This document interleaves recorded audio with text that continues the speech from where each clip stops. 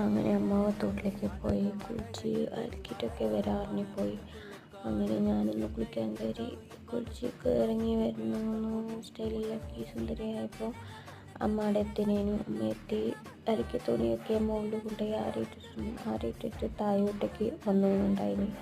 പിന്നെ അമ്മക്ക് കാവിൽ കുറച്ച് പണിയുണ്ട്, അപ്പോൾ ഒന്ന് വൃത്തിയാക്കി കൊടുക്കണം, എല്ലാവരോടൊന്ന് പോക്കുണ്ട് എന്നൊക്കെ പറഞ്ഞിരുന്നു.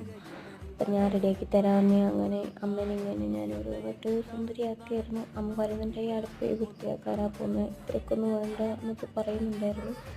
പക്ഷേ ഞാനൊന്ന് എന്തൊക്കെയോ വാരി തെച്ച് അമ്മനിങ്ങനെ ഒരുക്കുകയായിരുന്നു. അപ്പം അമ്മ ഒരു ടെൻഷനില്ലാതെ ഞാൻ ചെയ്യുന്നതൊക്കെ ഇങ്ങനെ കാണിച്ച് നിന്ന് തരുന്നുണ്ടായിരുന്നു. അമ്മ പൊതുവെ ഒരു പൊട്ട് പോലും വെക്കലില്ല. എൻ്റെ നിർബന്ധ പ്രകാരം നിന്ന് തരുന്നുണ്ട്. അങ്ങനെ അമ്മനെ ഞാൻ ഇങ്ങനെ സുന്ദരിയാക്കി. പിന്നെ അമ്മ പോവാൻ വേണ്ടി നോക്കലേനു. അപ്പുറത്തെ ഏച്ചി വരാൻ വേണ്ടി കാത്തോന്നുണ്ടായി. അപ്പത്തേക്ക് ആ ഏച്ചി വന്നപ്പോൾ അമ്മ പോയി.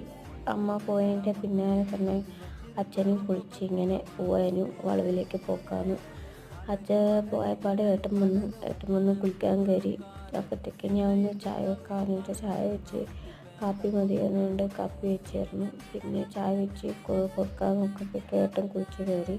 കുളിച്ച് വന്നപ്പോഴേക്ക് ചായ കൊടുത്ത് അപ്പും വന്ന് അപ്പൂനും കൊടുത്ത്. അപ്പൂനെ ക്യാമറയിൽ അങ്ങനെയൊന്നും കിട്ടാനില്ല, അതുകൊണ്ട് അങ്ങനെ കാണിക്കാത്ത. പിന്നെ കാവിൽ ഡ്രസ് കോഡിൻ്റെ ഇങ്ങനെ പറഞ്ഞു വെക്കുന്നോണ്ടിരിക്കുമ്പോൾ അമ്മ വന്ന പാട് ഇവ രണ്ടാളും മുങ്ങി. അമ്മ ഇല്ലാത്തതുകൊണ്ട് ഇവിടെ നിർത്തിയതായിരുന്നു.